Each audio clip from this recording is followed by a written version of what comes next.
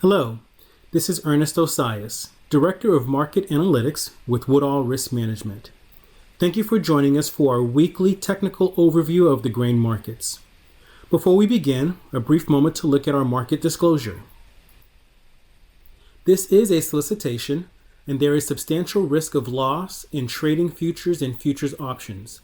Past performance is not necessarily indicative of future results. Thanks once again for joining us for our weekly installment of the Technical Market Overview. We'll go ahead and begin.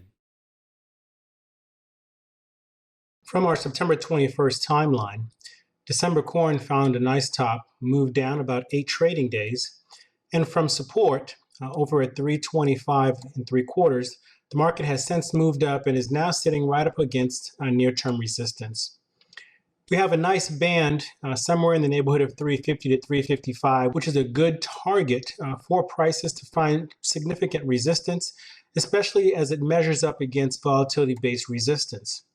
Should price get up to this area, we believe that prices should stall here, especially since the market is reaching being overbought once again. Previously, it went down to being oversold. After being oversold down at about 325 and 3/4 number, it popped up very nicely in conjunction with the quarterly USDA report. The next important timeline for this contract is October 12th, which is next week on Wednesday. That lands with our vertical green line here. And what we're potentially looking at is a move where the market could actually be forming a nice little continuation pattern here where we find some strength. And if that ends up being the case, what we'd be looking at is the same pattern or the same range that the market made going into this move would be mirrored on the other side, which means that there's a small possibility that we could see price rise all the way up to about 365 or so before finding true resistance. So that all really depends on whether or not this pattern that we're seeing right here materializes as a continuation pattern and how strongly it's able to get through 355, the 354 area as well. In a similar vein, the March contract is right up against volatility-based resistance overhead. So we're looking at near-term resistance at 362.5, and overhead we're looking at about 370 or so. So right inside of that range is where we would anticipate good resistance occurring, unless, of course, this ends up being a continuation pattern and the market's able to accelerate its way straight up from this area here. And what you would see is the market potentially testing somewhere in the neighborhood of 375 to 380 if he's able to garner some strength.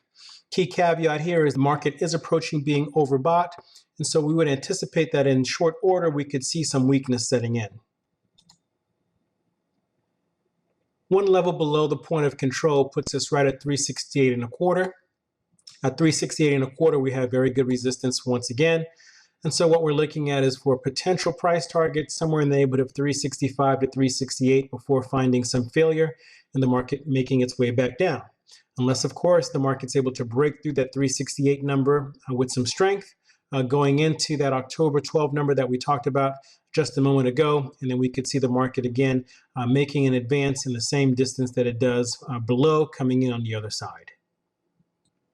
In a very unopposing fashion, all of a sudden we've noticed that soybean has found itself in a low volatility sideways price action over the last several weeks.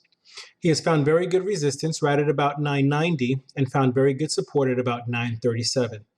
At this point, what we're noticing is the market will come up and become overbought near the 990 area, become oversold near the 937 number, and has happened over a number of occurrences. So what we'd be looking for here is for a very clean breakage on either side of the top side or bottom side range.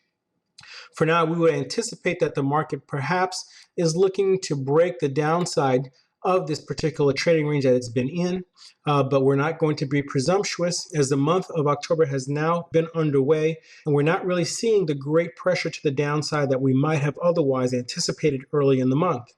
That being the case, depending on how beans close out at the end of the month will really give us good vision or understanding as to what it might do going forward. If the market's really able to hold this 937 and perhaps not make it much lower than 900, then I think that the harvest low would in fact be in, and then at the end of the month or mid-November, we would begin to see prices turn around and perhaps start to make a bit of a climb. On September 1st, this contract made its low at 937. So what we believe would be key is if this contract is able to make a close below 937 prior to closing above 990, we would anticipate that a run to about 900, no more than 870 would be in the cards for this contract. On the flip side, if he's able to close above 990 prior to closing below 937, we could see a run to the upside to near-term resistance, perhaps testing in the neighborhood of 1020 to 1030. Since late August, our sinusoidal natural support and resistance levels have done a very good job of holding this market inside of its trading range. And you'll notice that each time it's touched either the upper or lower boundary, the market has been able to react off of those levels. And currently, we're now retesting the lower level prior to having made it up to the level just above.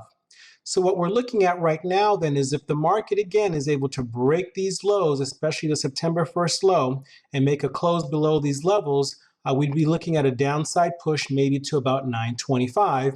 Otherwise, we're looking at an upside move that could perhaps test 1050 for this contract.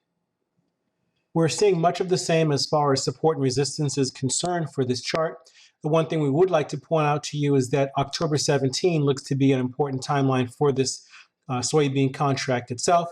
And so we'll have on our radar what the market looks to do as we approach the October 17 timeline. Wheat futures have remained inside of a very tight trading range starting on August 31st. The low end of the range was about 388, top end of the range was at about 412. As the market continues to stay inside of this range, breaking out or closing on either side of these ranges would give us momentum perhaps in that direction. We've long been saying that we believe that wheat is perhaps going to surprise and start to make an advance based off of our cycle work that would indicate that wheat should move higher going into the middle of November. Today we're seeing a very big move, up about 12 cents for the wheat contract, making its highs in the neighborhood of 407.5. We'll continue to monitor and see how he trades. But again, over the next couple of days, if we're able to see some follow through and close above 412 or 413 or so, I believe that that would be a true indication that the market is really poised to continue to climb higher into that middle November timeline. Having a look at the December crude oil contract, we're really seeing everything really come together here. Several weeks ago, we shared how we're looking for support to come in the neighborhood of 45 or 43.58. The market came in just above that 43.58 number where support held very well and the market took off from there. We've also shared about a potential target coming in the neighborhood of $50 to $51, and we're only about 5 cents from touching that $50 mark right now. Now, coming off of the low, we also wanted to show you how the market may make a mirror move here. Coming off of this low way back in July, we're looking at a move that actually occurred where the market came up and moved up 13 trading days and made a range of about 8.92. If the market were to do the exact same thing coming off the low here, that would actually position us to end right at about our projected timeline. And so we're looking at potentially October 7th being a very good window for 13 bars for a move to the upside. Also, we'll see the similarities in the move where the market made a nice little advance followed by a small 3-day pullback. Here we see a nice advance followed by a nice 3-day pullback, and then the market was really able to accelerate from that point forward. So it would not be uncommon to see a nice little mirror move occur where the market comes in and perhaps tops out at about October 7th. It's been very nice to see the move here in crude oil as we've been sharing about it for several weeks now, and for it to really start coming to fruition as projected. From this chart, we can see how the market has been holding very well inside of our channel, where we had a very nice trading angle coming in. The market moved up from there.